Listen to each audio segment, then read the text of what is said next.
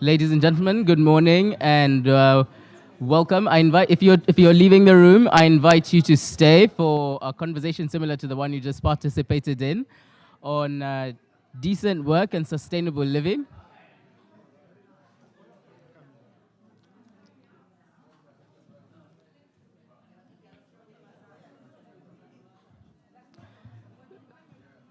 So, ladies and gentlemen, I invite you to settle down so we can get started. All right.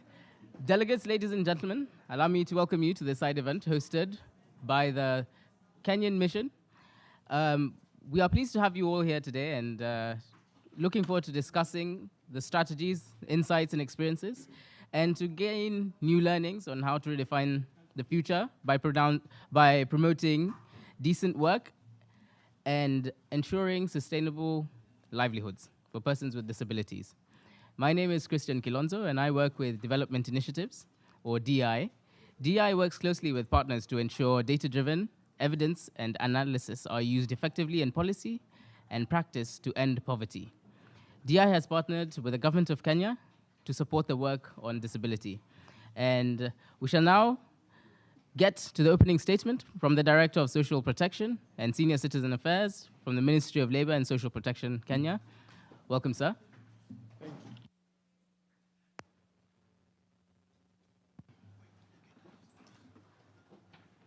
Thank you, Christian. Ladies and gentlemen, I welcome you all to this side event on behalf of the Government of Kenya and the Kenya Permanent Mission to the United Nations. Today, we gather with a shared vision to ensure that persons with disabilities are provided with the opportunities and support necessary to lead meaningful, productive, and satisfying lives. Our objectives today are multifaceted and vital. First, we will highlight decent work initiatives and sustainable livelihood programs. These examples demonstrate the significant impact of inclusive employment practices on individuals and communities.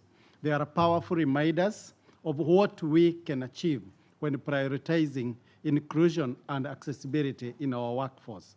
Secondly, we aim to share insights from the collaborative work between governments, development partners, the private sector, and organizations of and for persons with disabilities. These partnerships are crucial in promoting and sustaining decent work for persons with disabilities. The private sector, in particular, plays a significant role in this endeavor.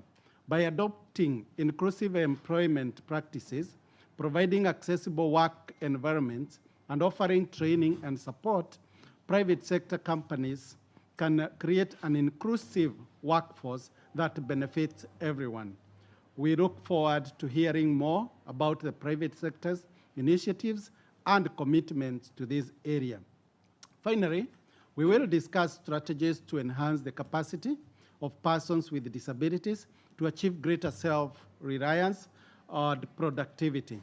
These strategies are essential in enabling individuals to contribute meaningfully to the society and to lead lives that are not only productive but also fulfilling. Ladies and gentlemen, since the ratification of the Convention of the Rights of Persons with Disabilities, Kenya has remained committed to the implementation of the provisions of the Convention.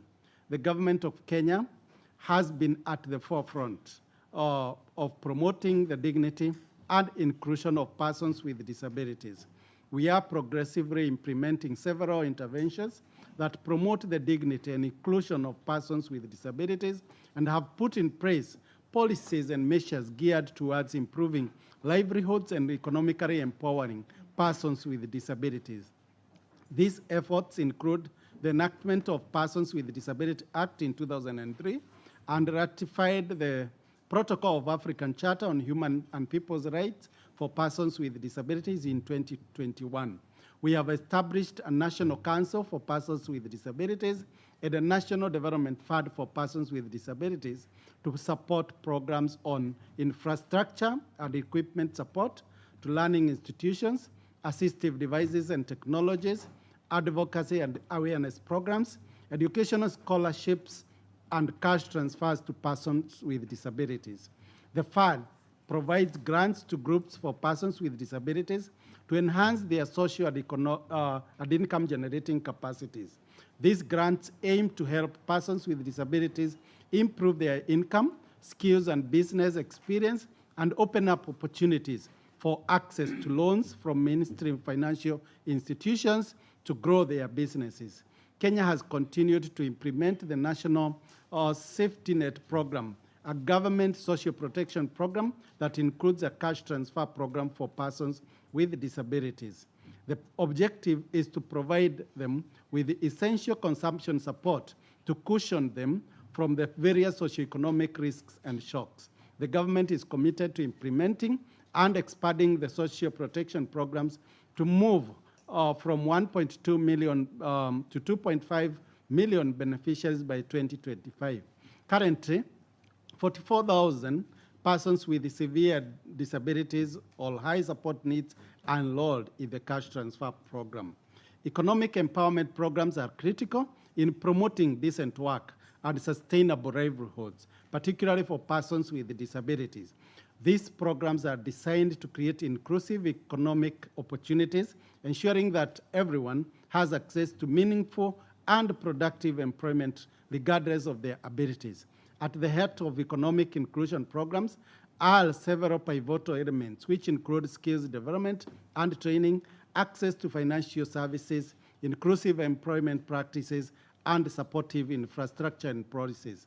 We are implementing an economic inclusion program that is not just a program, but a transformative endeavor. It aims to provide extremely poor people living in rural Kenya with the tools they need to graduate from extreme poverty. Participants receive targeted training, mentorship, access to financial literacy, community saving groups, and a cash grant to start businesses. These efforts are not just about alleviating poverty, but about bolstering economic prospects for vulnerable households and transforming lives. To facilitate the economic empowerment of persons with disability, in collaboration with partners, Kenya has sensitized over 1,021 persons with disabilities using the Savings and Internal Lending Communities model.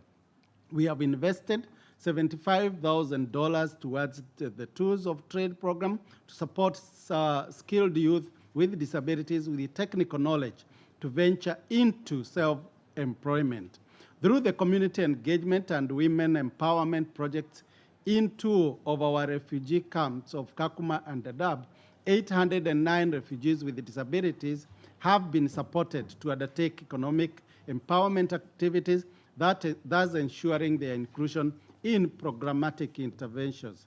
Therefore, comprehensive strategies for economic inclusion programs play a vital role in promoting decent work and sustainable livelihoods. They create an environment where persons with disabilities can achieve financial independence, contribute to their communities, and enjoy a better quality of life.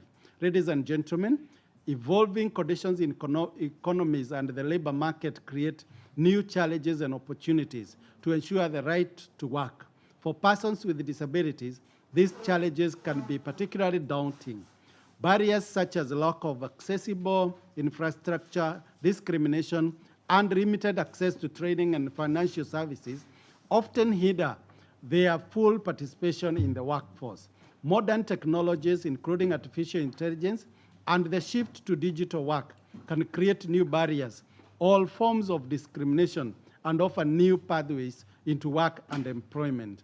In the context of the foregoing, the government, in collaboration with non-state actors, has continued to promote and protect employment and economic empowerment of persons with disabilities through training, open employment in both the public sector and private sector, and self-employment. We are committed to linking persons with disabilities to mentorship programs and employment opportunities while leveraging technology and access to online jobs.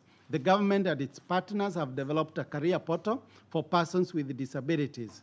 The right to work is a fundamental right, essential for realizing that other human rights and forms an inseparable and inherent part of human dignity. It also contributes to the survival of individuals, their family, and their development and recognition within the community. As we are back on today's discussions, let us remember that the journey towards inclusive and sustainable livelihoods for persons with disabilities require our collective dedication and innovation as we brighten the future of persons with disabilities and making sure that the job market is more inclusive for all. I wish to thank you all and welcome you to this side event. Karibuni sana.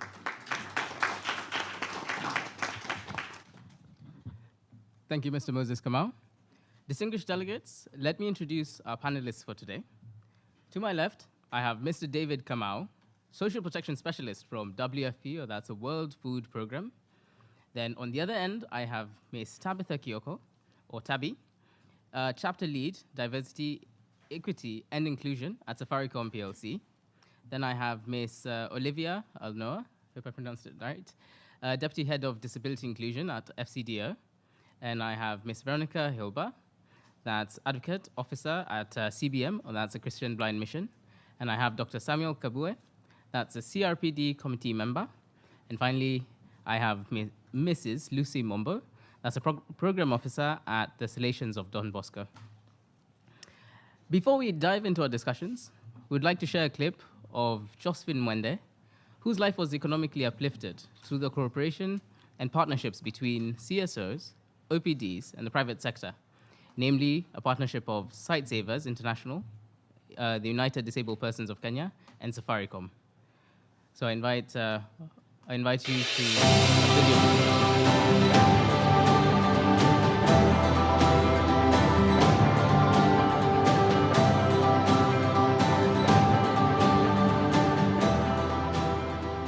My name is Josephine Mwende. I'm intern at Safaricom and the Technology Department in the IP and Transport.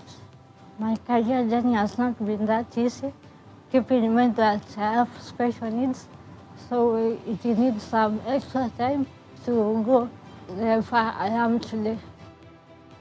I joined Safaricom this year, February, as an intern through Inclusion and Diversity, which collaborated with IT Breed Academy and SightSavers, whereby they support people with different impairments who are interested in ICT to achieve their dreams by paying their school fees and catering for everything. In IT Breed Academy, I did network administrator, whereby I was able to get the Cisco certification on the same. I live with a condition known as cerebral palsy. It differs, and we have like 4 categories. And for me, I was born with it, I've lived with it, and I just came to adjust on how to do my things. So instead of using my hands, I use my feet in doing everything. I can wash, I can feed my baby, I can clothe him, cook for him, and I do stuff with my legs when I'm at work here at Safaricom. Yeah, I also operate my phone using my feet. I wake up at 5, prepare my kid to school, and then when he leaves, I prepare to go to work, although I don't report to the office every day. I work from home. When I come to the office, I have to request a cab from the office, which comes to me from the house to the office. Then when I get to the office, after I'm done with my work, I request a cab again, it takes me home. You know, using a public means, it has never been easy. As a person who has special needs, there are lots of challenges out there. Different people have different perceptions about disability. When people see someone who has a special needs, let's say a woman, and maybe she is pregnant. Now they test to wonder who did this to you, as if you're not a human being. My future plans or my future dreams is to one day work permanently with Safaricom. It has been my dream just to work with Safaricom ever. Personally, I do advocacy on the rights of persons with disabilities, and I'm also a board member in APDK, whereby I champion for the rights of persons with disabilities, and I do my best to create awareness of people with different disabilities. And again, I have also registered my own organization just to create awareness and to see how people maybe will just let us be in this society. The best thing to do as a person with disability is self-acceptance. When you accept yourself, you can achieve anything you want. You can be what you want to be. Provided you have accepted who you are, and you love yourself, and you know that there will never be anyone who will replace you. I wanted to share this story to inspire someone out there not to lose hope, not to give up, especially those who are able different, just to keep on pushing on, never give up.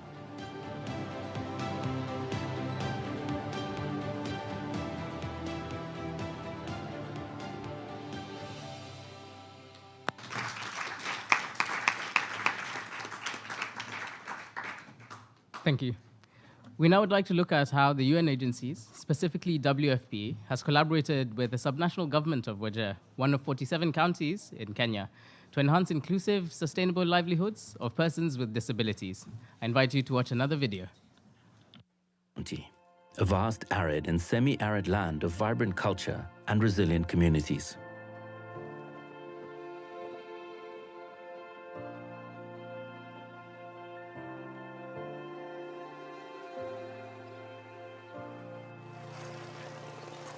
An estimated 10,000 people in Wajir County are people with disability. They are talented, capable, and ready to contribute. Yet, only 40% have access to vital social protection programs, a crucial safety net for the vulnerable.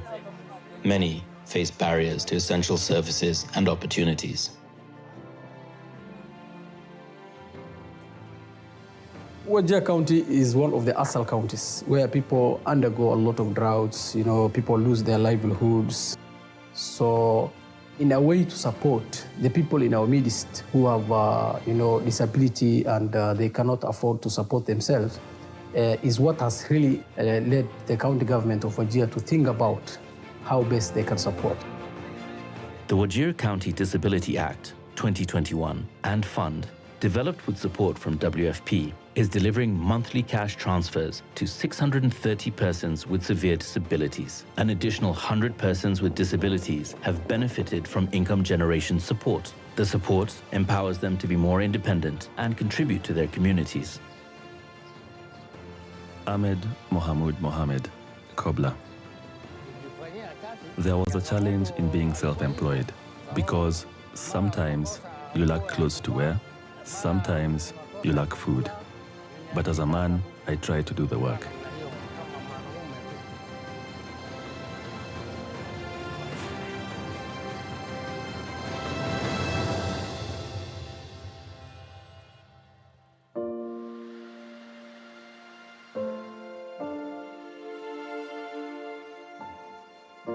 Is Nina Kulo Yusuf, shopkeeper.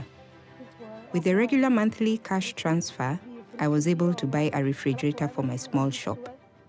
We put drinks and water bottles in it, and also we make ice cream, then we sell.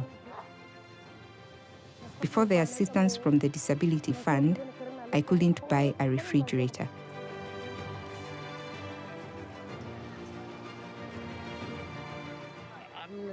It has helped pay for school fees. Others were asking, Since the children had completed primary school, who was going to pay for their high school education? Those who were talking ill of us, now they have nothing to say. They can see they are smart and are learning. That money is what has helped me. I used to receive half of it from WFP. If you add the 4,000 Kenya shillings from the County Government Disability Fund, I am living just like other people.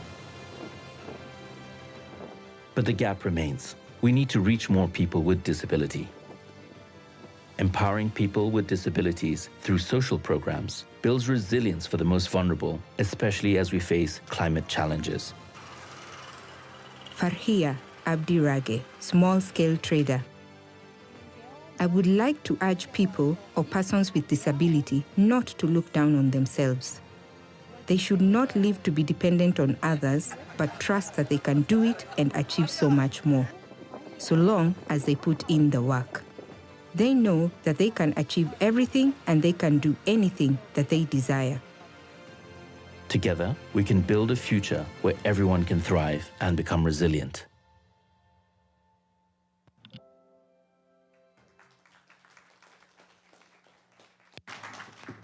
We applaud the great work and collaboration in promoting decent work in Kenya. We'd now like to delve into more in the last video to learn about how the collaborations between the UN and subnational governments in Kenya have impacted the livelihoods of persons with disabilities and their families. So I invite David. The World Food Programme has partnered with the county government of Wajir in implementing economic empowerment, social programs. Could you shed a bit more light on how this cooperation came about and how it's benefited the persons with disabilities living in the semi-arid area? And what challenges did you have to overcome to successfully implement the programs?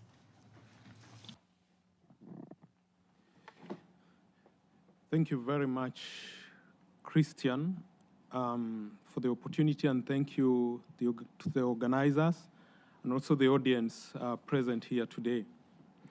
My response will bring out, among others, the benefits of international cooperation for government-owned and government-led solutions. The World Food Programme works closely with the government institutions, both at the national level and also at the sub-national level. Our work is needs and evidence-driven. The invitation to work on this particular piece came from the people of Wajir, and more so persons with disabilities, through the county government of Wajir, and has been part of the World Food Programme's cooperation framework with the government of Kenya, both at the national level and also at the county level. Our acceptance for this challenge and request from the county government of Wajir was motivated by, among others, the commitment that WFP has to SDG 17 on international cooperation and partnership. And certainly, we could not have done this, and I want to state this from the onset, without the gracious and multi-year support that we received from the government of Sweden through SIDA. More specifically, and in line with WFP's mandate of saving lives and changing lives, the request presented a prime opportunity to both the community and ourselves. Working closely, again, with the county government of Wajir, the National Council for Persons with Disabilities, OPDs, the Kenyan Law Reform Commission, and the Ministry of Labor and Social Protection, we researched jointly and drafted the law, which when presented to the county assembly was favorably enacted. So the law I'm making reference to is the Wajir Disability Act 2021. And now delving into specifically the question as asked by Christian, in what ways it has benefited the people of Wajir. One, as indicated in the clip that I just played, we have many persons with disability who on a monthly basis or on a regular basis benefit from monthly transfers of around $40 per month to meet their basic needs, including nutritious food. And the facility has continued to enhance the resilience of persons with disability in Wajir, enabling them to cope with disasters such as the recent series of worst drought episodes that we've experienced in the last 40 years. Within 2 years of its existence, the fund has seen over 100 persons with disability establish income-generating investments, thereby diversifying their livelihood opportunities in a decent way, and again making them more resilient to, among others, climatic shocks. At the county level, the County Public Service Board is conscious and effectively considers persons with disability in appointive positions. So essentially, persons with disabilities are part and parcel of the solution-oriented leadership for the counties, because the counties cannot just make appointments without considering them. And I think this is made possible by this particular law. On a comparative basis, Wajir County ranks number 3 or 3rd at the county level in terms of counties with more employees with disabilities, although this is relatively low at 2.3, but it's compared to the others doing so well. So in terms of the challenge, based on the question that was posed, when this request came to us, one of the biggest challenge was how do we begin? But today, World Food Programme has a very progressive and dynamic disability inclusion strategy, which is making us working both with the national and local authorities to reach the unreached. All challenges experienced to and before are the opportunities that we really need to embrace and be practically inclusive in considering the added dynamics of aridity, climate change, among other human-made barriers. One last thing that I would like to mention in terms of challenges, and it came out yesterday during one of the roundtable discussions that were raised by Pakistan, was that in the implementation of the law, we realized that, or the programs therein, the lack of legal identity documentation for some persons with disability has, in one way or the other, excluded them from the benefits of the law. But again, giving us an opportunity to even do more. I want to thank you.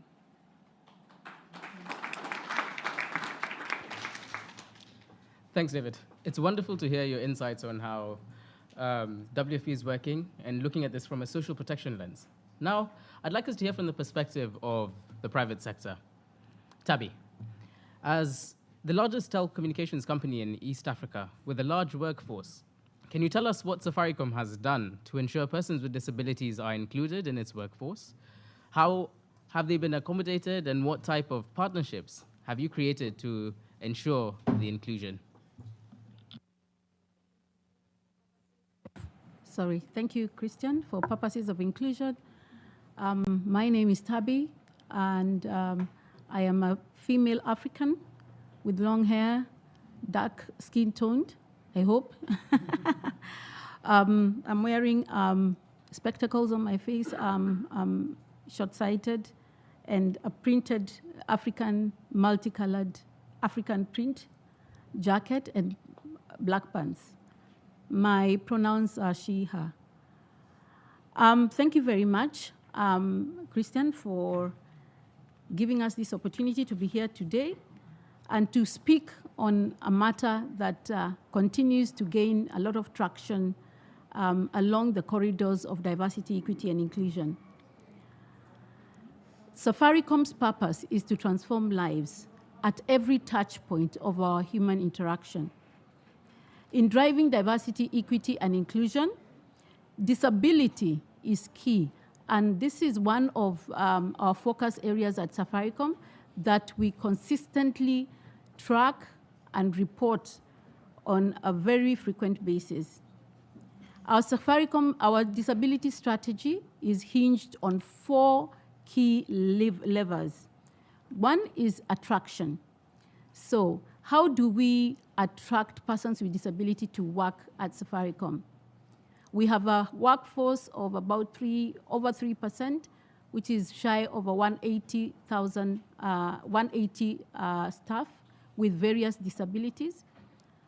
And we use our employer, we position our employer value proposition to ensure that it's attractive for persons with disability like everyone else. We also look at the recruitment process and the bias, any areas of unconscious bias that arise. It also looks at, where do we advertise the jobs that we have, to make sure that persons with disability are able to access those platforms where we advertise our jobs. So we do this, including looking at inclusive panels for interviews, among many other things that we put in place just to filter any discrimination that may occur. The second lever is about growth and development. We ensure that every person and every person with disability has an opportunity, equal opportunity to progress their careers.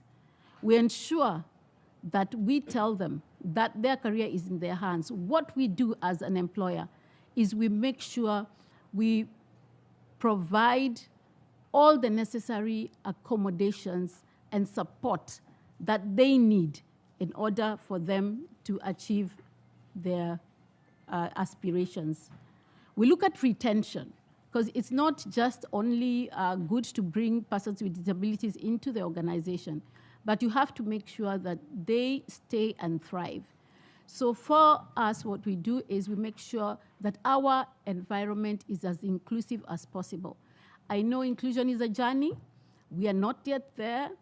And it's a journey that keeps, morphing into other things and other requirements. And therefore, we ensure that we constantly review our inclusive environment with the support of our staff with disabilities, just to make sure that they feel comfortable, they feel valued, appreciated, and supported to thrive. The last lever is about leadership and driving change. And this, we drive this through various engagements, interactions, trainings, and sensitizations that drive and speak to three components. One is mindset.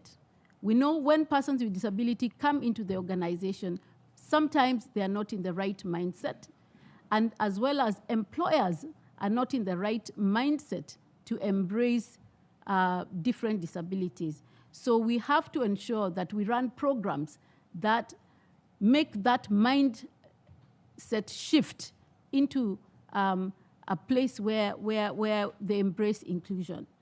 The next one is skill set.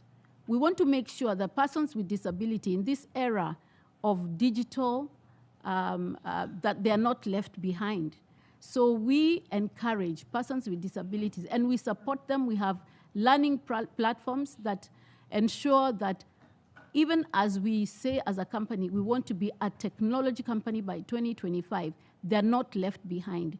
And right now, we have a lot of persons with disabilities who have engaged in doing AI, fundamentals, robotics, and data analytics, just to mention a few. The last one is tool set.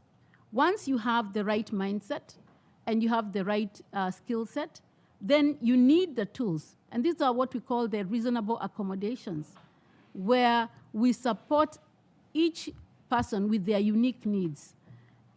If a person is visually impaired, they have their own set of requirements as for reasonable accommodation.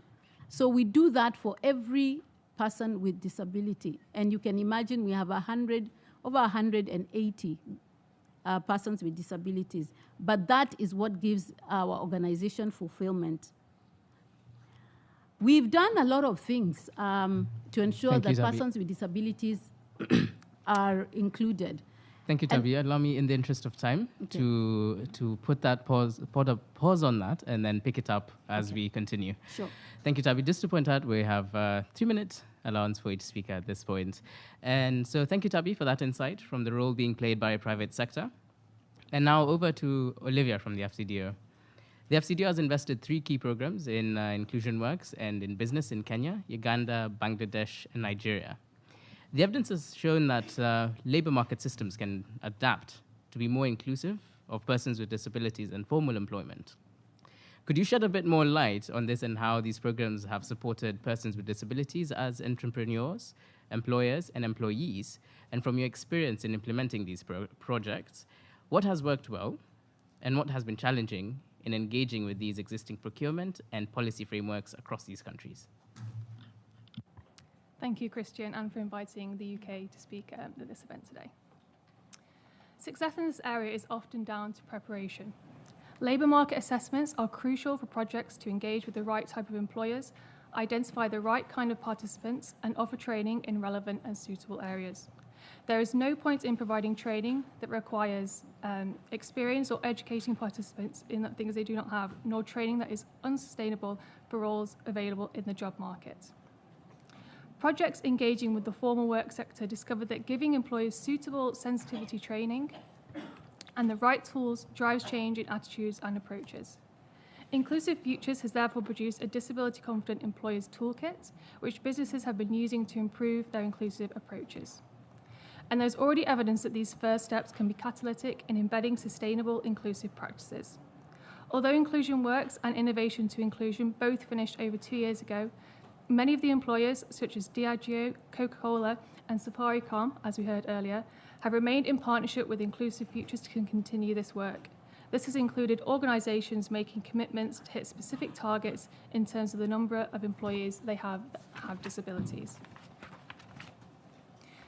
We have also seen a benefit from the development of the business disability networks in Kenya, Nigeria, and Bangladesh.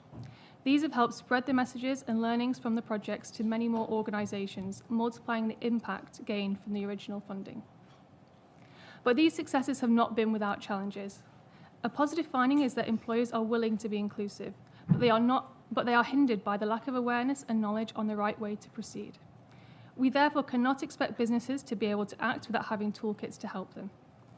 There is a strong link between education and opportunities to access employment in both the formal and the informal sector. If people are not given the opportunity to attend school, then this closes a number of avenues to getting jobs. This is particularly the case in formal sectors, and even more so for jobs that involve digital or financial skills. Ensuring that children with disabilities are given equal access to education is also key to maximising their potential to earn money later on in life. Many livelihoods projects often come with a minifying qualifying criteria, such as levels of education, savings, income, or the time available to attend training. Here at the FCDO, we have deliberately reduced the thresholds in our programmes to make them more accessible for people with disabilities, especially women, and without this, many of our beneficiaries would not have been able to take part. The willingness of business to do more to be inclusive also relates to wider conditions. We need to engage with governments, especially the Ministries of Labour, to unblock the barriers in the regulatory or legislative framework. And we should also look at opportunities to advocate for governments to provide incentives, such as tax rebates to inclusive employers. You asked specifically about procurement as well. One of the challenges here is that governments are beginning to set targets for how many procurement opportunities go to marginalised groups. And a really good example is in Kenya, and 30% of government contracts in Kenya should go to enterprises owned by women, youth, or persons with disabilities. However, to support this, we really need to make sure that we do support micro-entrepreneurs with disabilities in both how to access the procurement chains and also how to put in compliant bids. Communities can also have attitudes that discourage people with disabilities from having jobs. Mentoring schemes such as the Disability Inclusion Facilitators, peer-to-peer support, and OPD-led workshops in communities can go a really long way in supporting the implementation of reasonable accommodation, people performing well in their jobs, and addressing stigma and discrimination. And finally, above all else, the best understanding of the needs of employers, the needs of individuals, and the solutions to the challenges we face will all come about from working in partnership with OPDs, the community, employers, and governments. This will always ensure that the activities are compliant with the CRPD and offer tangible and valuable benefits. Thank you. Thank you, Olivia. It's wonderful to hear your thoughts and leverage from your experiences. And similarly, we'll be back to you to speak on the role of OPDs later on in the session. Now I turn to Veronica. Recognizing the importance of disability awareness and your role as an advocate officer, could you expound on the measures undertaken by CBM to facilitate work and employment globally and in Kenya from an advocacy lens? First of all, I would like to thank you for the invitation and the opportunity to speak for CBM at this important side event. In your question, you have already mentioned one important component of our advocacy work. As CBM, we are engaged in awareness raising on the situation of persons with disabilities. We share data and evidence coming from our work and good practices in disability inclusive development and humanitarian action. We analyze gaps in policies and practice and provide our recommendations to both governments and other stakeholders in the international development and humanitarian space. In all areas of our work, we make sure to collaborate with organizations of persons with disabilities. Ensuring the livelihood of persons with disabilities is, of course, a very important topic in our discussions with various stakeholders. In our advocacy, we work in national and international networks, but also at the local and community levels to contribute to livelihood opportunities for persons with disabilities. For example, we strongly advocate for the inclusion of assistive technologies and the compensation of disability-related extra costs in social protection systems. This support is essential for enabling persons with disabilities to participate in the workforce. Without assistive technologies and financial support through compensatory cash payments, persons with disabilities often face significant barriers to employment. To give an example from Kenya, CBM, through its in-job project, has supported the review of the technical and vocational education training, the TVET bill. Particularly, the project ensured that the TVET bill has a component on disability and inclusion, which captures the aspect of accessibility in vocational training centers, training delivery and assessment, communication, advocacy and awareness creation, training support in industrial attachment, internship, and placement. I personally feel encouraged about the way Kenya is opening up space for civil society, including organizations of persons with disabilities, to provide their perspectives on progress in preparation for the Conference of States Parties, where we are now, and to contribute to the monitoring of Kenya's GDS commitments. Thank you very much.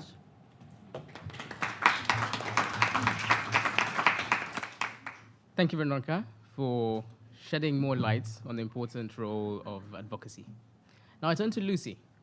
Given that organizations such as CBM work through authentic partnership with the disability movement at the local, national, and global level to implement programs, as a member of the disability movement, what is the role of organizations of and for persons with disabilities to support labor market systems change?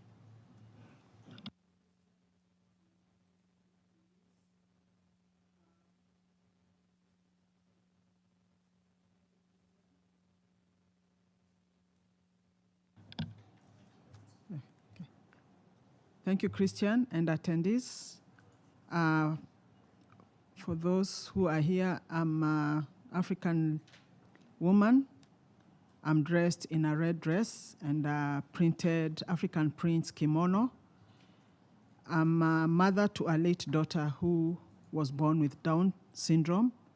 I'm also the National Coordinator for Down Syndrome Society of Kenya and an employee of the Salesians of Don Bosco, with programs at the refugee camp, Kakuma Refugee Camp, working with UNHCR for training youth with disabilities in the program. So to answer your question, the key thing, and I think the foundation, is advocacy and policy influence for organizations for persons with disabilities, or for organizations of persons with disabilities for and of.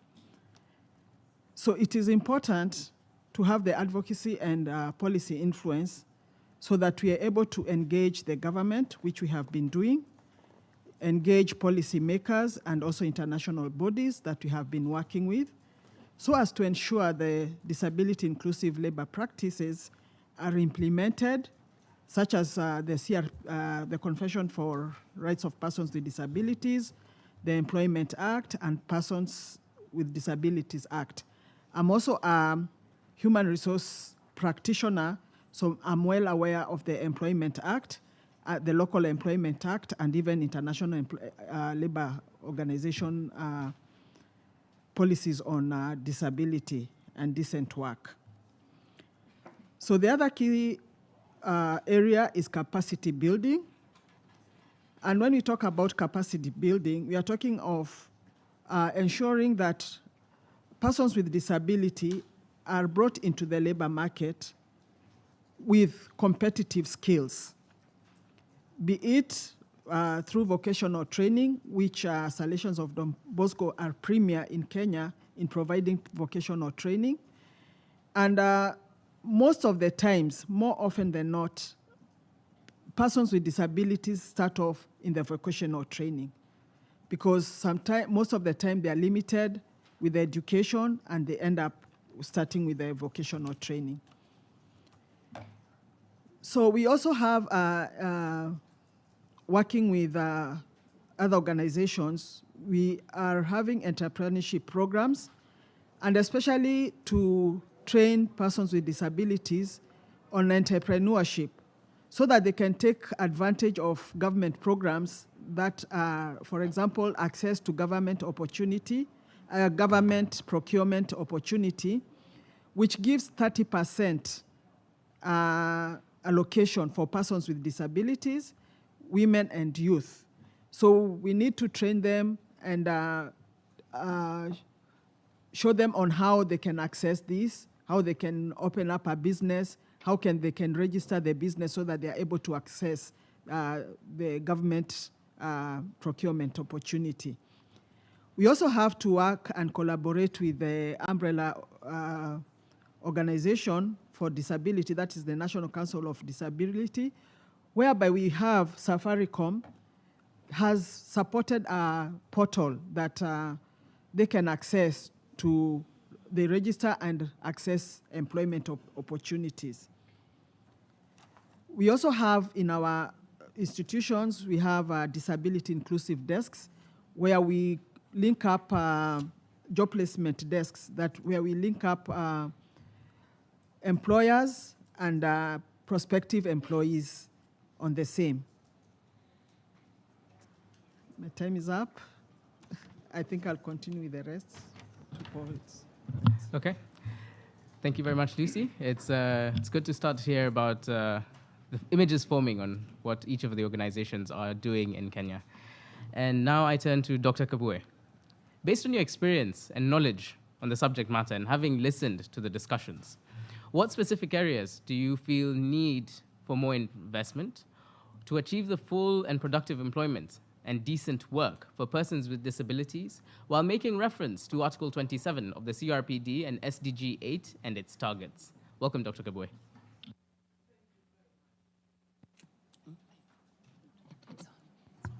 Thank you very much, Christian, and I'm glad to be here. I welcome all those who are here. My name is Samuel Kabwe, as you have heard. I'm Kenyan, and so I'm involved in quite a number of the programs that you have heard about. But I also come from another perspective of being a member of the UN Committee of Experts, and so have been listening to many of the countries that have been having dialogues with the committee on what they are doing. Turning to the question, one of the important things that we needed to note is the advantage Kenya has taken in leveraging the partnership with other organizations that have contact elsewhere. For instance, we have heard of the Inclusion Work project that is operating not just only in Kenya, but also in Bangladesh, Nigeria, and Uganda. And working closely with the government, this project has been able to, of course, identify areas that need to be improved. For instance, working with the National Industrial Training Authority, they have been able even to train people who were not usually part of the cohorts that could be trained by the National Industrial Training Authority. We have heard of people with autism being trained in different aspects of what has been seen as important areas in terms of job market. And Kenya has also taken an advantage of forming what is called the Interagency Coordinating Committee, with the main aim of coordinating the commitment of the government in the GDS, Global Disabilities Summit. And this forum has brought together these interagency committees, government departments, as well as organizations or persons with disabilities, service providers, and quite a number of other corporate bodies. And this has been a great, great success. So what more needs to be done? We need to recognize that Kenya has already very good legislation in regard to employment of persons with disabilities and empowerment of persons with disabilities. We have the Persons with Disabilities Act of 2003, which is under review to make it even stronger and to conform with the CRPD, with the SDGs, and also to conform with the new constitution of Kenya. It's no longer new, it's 2010, but we still have not been able to finalize the review of our acts. We also have the labor laws that provide for non-discrimination in terms of recruitment. And these are good initiatives, but we have discovered that the laws are not adequate. What is most important, as Lucy there has said, is the whole question of raising awareness. A lot of employers will say, we don't know what these people can do. And we need stronger placement services. We are aware that the National Council for Persons with Disabilities have this portal, but this portal needs to be extended to the level where we can talk of a full-fledged placement services so that from the government side, we can have a body that can walk into industries, that can walk into government departments and identify jobs that people with disabilities can do. The point is, we have moved on, and there is a great leeway in people managing to choose what they want to do. And this is what the CRPD actually advocates for. And we believe that moving the way we are moving, and particularly in this interaction between the government, the corporate sector, the service providers, that is organizations like CBM, SightSavers International, Light for the World, all these brings us closer to that awareness raising that is necessary among employers. Even people with disabilities need to be reached with awareness raising to understand their own potential.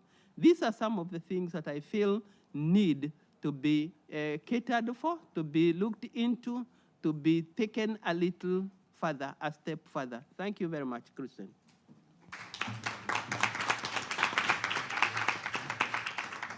Thank you, Dr. Kabwe. We appreciate getting to hear from your years of experience and your perspective.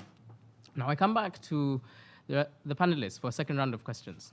But however, I need to point out, in the interest of time, we have 16 minutes to wrap this session up. And so we'll need to drop our limit to 2 minutes per response and be a little strict on that. So back to Tabby. Can you tell us more about the Kenya Business and Disability Network?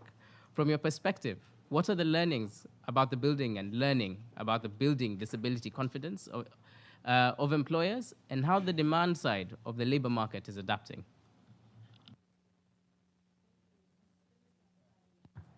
Thank you very much. Let me start by talking about KBDN very briefly.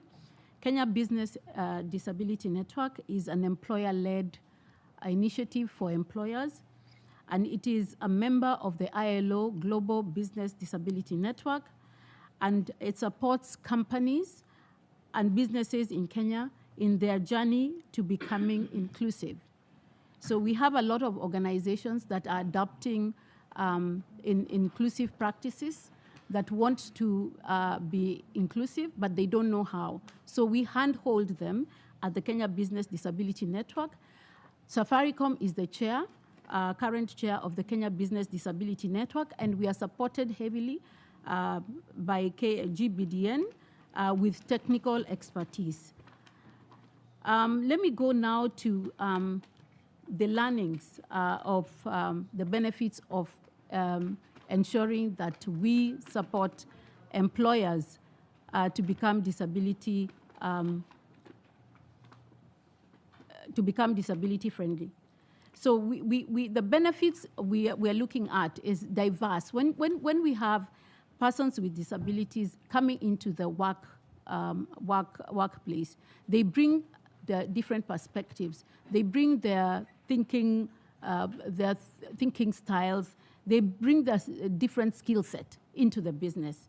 And therefore, the business ends up benefiting through creative thinking, through innovations that come through there. And what happens is the business ends up having products and services that extend to other markets, and also the business performance is improved. We're talking about the culture of the organization also improved because of the diversity of people. The reputation in terms of brand, we know that companies that are inclusive, that have embraced inclusive practices, end up attracting more customers, more employees, and more clients. So I'll go to the next question that was talking about different partnerships that we have. And these are multidimensional, and we look at partnerships that support the academia, because that is where we get our employees from. So we partner with academia, we partner with OPDs. You've had our partnership with the National Council on the Career Portal. We partner with developmental, organizations. Thank you. I'll have to cut you off again. Yeah. We are running a bit short on time. On the same point, Olivia, we know that employers and businesses have a role in the care and support system approach. Could you tell us a bit more about the work FCDO is doing in inclusion support and how this relates to the realizing of the rights of persons with disabilities to decent work? Thank you. I'll try and stick to my 2-minute slot. So the FCDO Disability, Inclusion and Rights Strategy commits to improving access to affordable, available and quality support and services for people with disabilities. And a key pillar of the strategy is also focused on building inclusive social protection systems via a twin-track approach of more inclusive and adapted mainstream social protection and targeted disability-specific programming, so that both basic economic and disability-related care and support requirements are met. Our strategy also emphasises the importance of ensuring that social protection systems enable people with disabilities to exercise choice and control in their lives and support their economic and social participation. We therefore welcome the launch of the UNPRPD guidance notes on disability inclusive social protection, which is being launched at a side event at COSP this week. And we fully support the focus in the guidance note of moving towards more the development of social protection systems that actively support socio-economic participation. This shift is fundamental and necessary. Our approach to care and support also acknowledges the potential tension between reducing women's care responsibilities while ensuring high-quality, choice-based care and support for persons with disabilities. It's really important that we consider these two perspectives together. We're working in partnership with UNICEF to bring these communities together and drive forward thinking on this issue with a dual lens. We are particularly focusing on how gender-responsive and disability-inclusive social protection can support inclusive care and support systems. We held a global workshop in London last November with a wide range of stakeholders from different sectors to highlight just how cross-cutting this issue really is and why we need to take a systems approach to this to make sure we're getting to the heart of the issue. We've since followed up with 2 webinars to focus specifically on what this could look like in different contexts, particularly what the options are in low and middle income countries. And our most recent webinar last week, we were really pleased to have the director of the trailblazing National Integrated Care System in Uruguay, alongside representatives from Armenia, Rwanda and South Africa, who came to talk to us about how these countries are using social protection to underpin inclusive care and support systems that work for women and girls and people with disabilities. Have we got another minute? Unfortunately, I can finish that. I was just going to say, and through these initiatives, FCDO really aims to, bring inclusive care systems that really allow for people with disabilities to realise their right to decent work. Brilliant. Thank you very much, Olivia. And now I come back to Veronica. Given the multiple intersecting factors, all have a crucial role in ensuring access to decent work for persons with disabilities in waged employment, self-employment, and the informal sector. What strategies or field programs is CBM currently implementing towards realizing inclusive economic empowerment? So CBM is supporting partner organizations that work with persons with disabilities and address their livelihood challenges. We are often taking a mixed approach. Our approach can include actions to generate income, to create income-generating activities, agricultural activities, micro-enterprise development, vocational training, and the promotion of waged employment.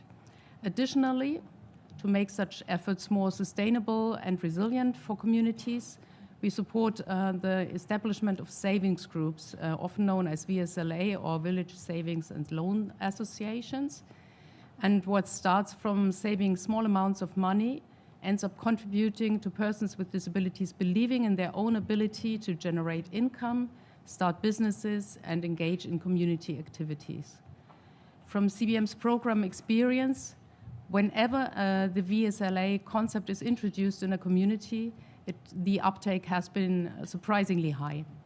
Also, we observe a spontaneous replication. Since other community members want to enjoy the same benefits, they observe their community members with disabilities engage in these groups enjoy.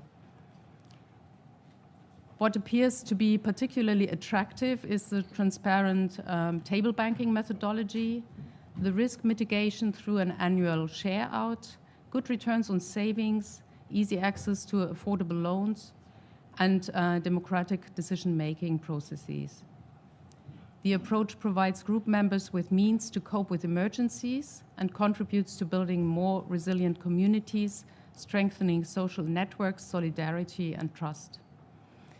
As an example from the wider region, since 2016 in Rwanda, CBM and our partner NUDO, the National Union of Disability Organizations in Rwanda, have been working with savings groups in 9 districts. To date, projects have supported the establishment of 2,892 savings groups with more than 82,000 members through various funded projects. Thank you, Veronica. It's lovely to see how this conversation is shaping and the different perspectives we're getting. So I come back to you, David. The World Food Programme is doing amazing work in collaboration with governments to empower communities and build their resilience. What are some key strategies that you have found to be effective in forming meaningful and long-lasting partnerships with various stakeholders, such as governments, private sector, and civil society organizations? Thank you, Christian. From our own experience and from what my fellow panelists have shared here, I'll highlight a few strategies which I think are good. First, believing in people, that it starts with the community and specifically in this particular case, people with lived experiences. They have better ideas on what and how resilient solutions should be modeled. 2, taking note of the nexus between humanitarian action and decent work, which is what brings us here. While our interest is on in this conversation is on decent work, we must be alive to the fact that shocks will strike from time to time, and especially in fragile context. And humanitarian action cannot be effective if it's not inclusive and prioritizing persons with disabilities. 3, nothing can work without OPDs. And I think this is an important strategy. Persons with disabilities, again, have the know-how and their participation must be meaningful. 4, local and international cooperation and learning, that local institutions, including communities and the international communities, have a role in modeling practical solutions. 5, government leadership and ownership. Leaders have been called severally in this conference. They must continue to play a leading role. And in this particular session, I must thank the spokesperson for the government of Kenya, Honorable Isaac Mwaura, who is with us here. This is true leadership. The governor of Wajir ought to have been here, but I also want to highlight that he's a great role model, His Excellency Ahmed Abdullahi. We need such leaders, and based on what he's done in Wajir, and with the support of the international community, I think there's a lot that needs to be learned, and the best practices can inspire other counties. Legislative solutions, they must be sustainable and transcend seasons, administration, regimes, and what have you. And we must take solutions or challenges as opportunities for solutions. Let me end by saying this.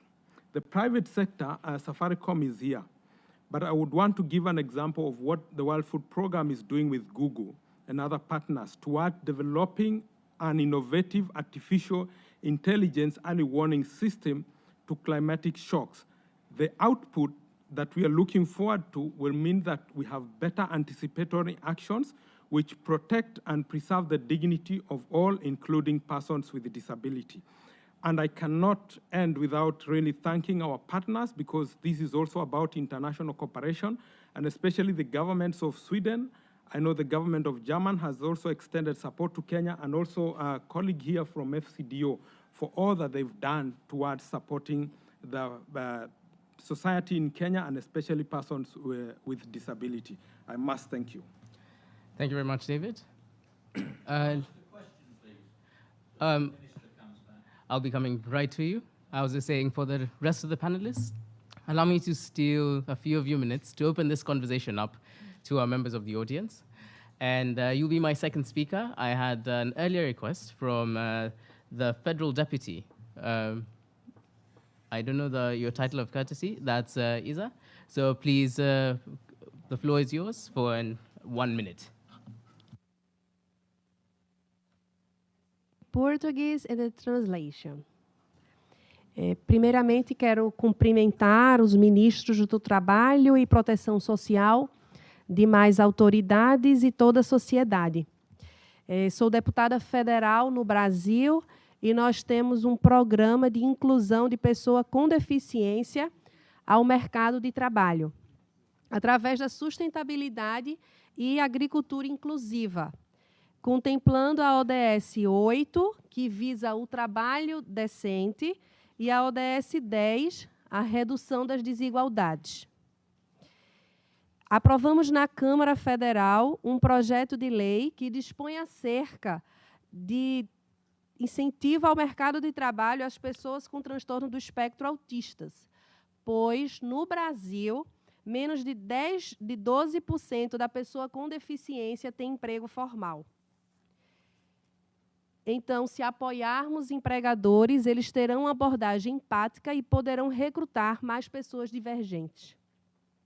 Tem uma frase que diz: toda pessoa com deficiência é uma fonte de capital social, um capital atrofiado, porque raramente foi utilizado, mas se multiplicará a partir de estratégias definidas por um movimento em rede que unirá todo o país. Obrigada.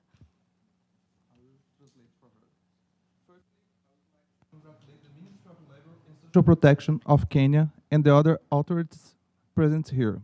I'm a federal deputy in Brazil, and we have a program to include people with disabilities in the job market through sustainability and inclusive agriculture, considering sustainable development goals 8, decent work, and 10, reduction of inequalities. We approved a law in the Brazilian Congress to encourage the inclusion of autistic people in the job market, because in Brazil, less than 12% of people with disabilities are in the job market. If we will support these employers, they will have an empathic approach and will be able to include more people with disabilities. There's a phrase that says, every person with a with a disability is a source of social capital, a little used capital, but one that could multiply based on strategies defined by a network movement that united the entire country. Thank you.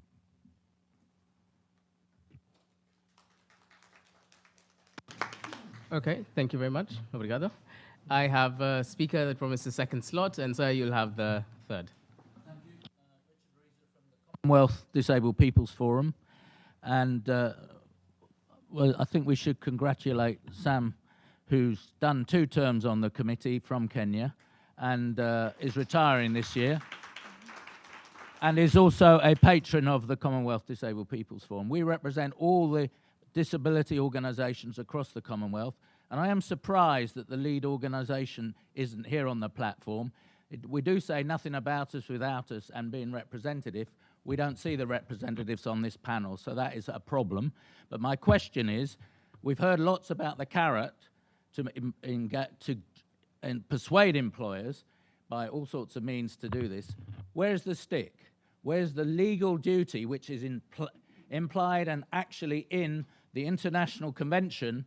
It is not just something you could take or leave. If you've ratified it, which you have, Kenya, then you have to put in place a legal structure right down to the local level where there are local employment tribunals where any person who feels discriminated against can get justice. I don't think those yet exist. What are the plans for Kenya to actually move to this situation so that the rights in the convention become a reality for people on the ground? Thank you. Okay, thank you very much. I'll take one more question, and then we'll, as we organize the responses.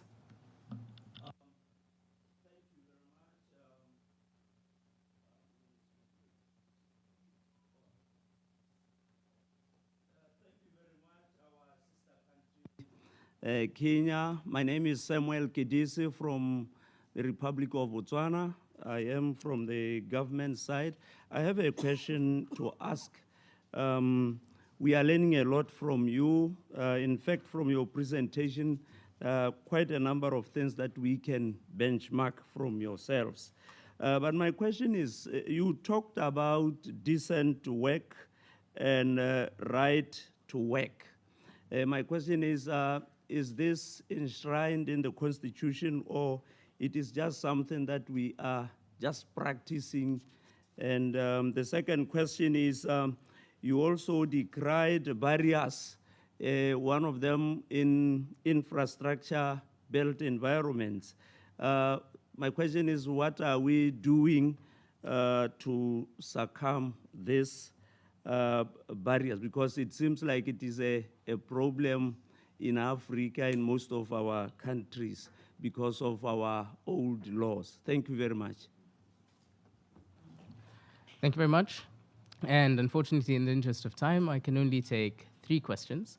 And we have the privilege of being joined by the official government spokesman, and I'll invite him to respond to the questions. Karibu Bwana Mara, and you have 2 minutes to respond.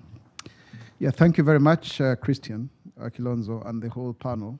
And I'm very privileged to make some observations in response to what has been presented and asked.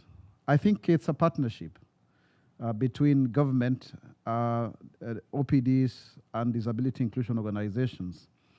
This is not a very easy journey. I stand here today as the government spokesperson, but of course a person with albinism. Today is the International Albinism Awareness Day.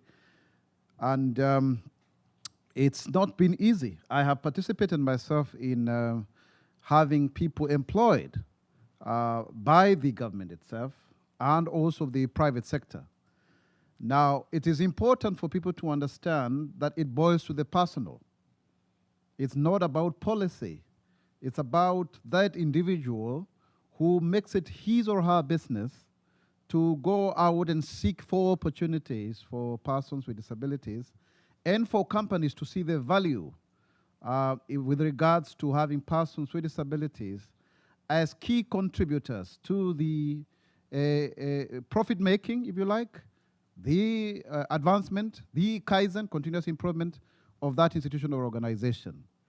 Now, their laws are not an end in themselves. They are only an enabler. In Kenya, for example, we have a 5% quota, but it is progressive. Then who keeps the tabs? So it's about us together building pathways and systems that then enable organizations and companies to see the potentiality and the value of having persons with disabilities in the workplace. And I think maybe in future presentations we need to clearly show their various roles. For example, it is a responsibility of OPDs to look out for their own and to prep them up, and to prepare them really to the marketplace, because they know their individual proclivities and needs, and so therefore then they are able to advise that kind of value chain on how then to meet them. I think that is very, very important, going forward. But also, it is the responsibility of government to also facilitate various organizations to also tap into, for example, the incentives that are already codified into law, so that they see the advantage and what is in it for them, going forward. I believe that Kenya provides a very good platform to show how is it that you can include persons with disabilities, and I really commend Safaricom, for example, and other companies who are doing so, and also international development organizations like World Food Program, the good work that we are doing at the county level. Let us also remember that persons with disabilities do not belong to any level of government. They belong to all of us all. And our responsibility, therefore, is to ensure that we bring them to the table. One of the things that can be quite compelling is to see the independent living, as enshrined in the CRPD article, I think 19, if I'm not wrong, demonstrated by people who were heretofore poor and not able to support themselves to become the breadwinners of their families. And I think we need to be showing that more. I remember a young lady who I was able to work with Safaricom, and she's called Nancy, and she got a job, and she was dependent on her family, but about a year later, she was driving her own car, and she was able to support her extended family, leave alone her own child. So I think those are the kind of stories that we need to demonstrate. However, I must confess that we must not forget that it is difficult for everybody else to get a job. It is difficult for everybody to get a job. So it is not therefore only persons with disabilities who are struggling to get jobs. That then means that we have a Herculean task to demonstrate to the rest of the society the need as to why then we need to have persons with disabilities into the marketplace. I think it's a value chain, also including also our education system, so that then we also not just have people with disabilities pursuing only certain kind of courses and not others, and also to show that then, even with affirmative action, they are good enough to contribute to the development of society. Nobody is waiting and sitting and saying, give me all the disabled people with all of their problems, so that then I can give them a chance to earn a living. We must show that we have value and we have what it takes to contribute to the meaningful development of companies, institutions, and the society at large. Thank you. Thank you very much, sir. Distinguished delegates, ladies and gentlemen, I thank you for your indulgence. We have come to the end of this panel discussion, and we've heard a lot from the panelists, from their learnings and recommendations towards promoting decent work and sustainable livelihoods. We are awake and alive to the fact that this conversation cannot be contained within an hour or an hour and a half. So we invite you to network here on after, but just before so, I invite Mr. Kamau to close the session for us officially. Thank you, all the participants. I want to take this opportunity, especially we have heard that the government spokesman is with us today. Thank you, Honorable Mwaura. I want to appreciate World Food Program for the support and even being here present. Foreign Commonwealth and Development Office, the Christian Blind Mission representative, Safaricom. I want also to appreciate Don Bosco, Development Outreach. I also want to appreciate World Bank, who supported us to acquire this venue. The planning committee back in Nairobi for the good work that you have done for us to have this side event and even to attend to the conference. The Kenyan mission at New York, to the UN in New York. all the participants, all the panelists for your insights. We are really, we are so grateful. There are great insights that we have heard from you, and we really, really appreciate. We want to now appreciate your coming from wherever you are. As you travel back, may you travel safely. We are so humbled to have you around. As we finish and close this site event, I want to invite all the panelists, plus the government spokesman for a photo, and then we can leave at leisure. Thank you so much. Thank you.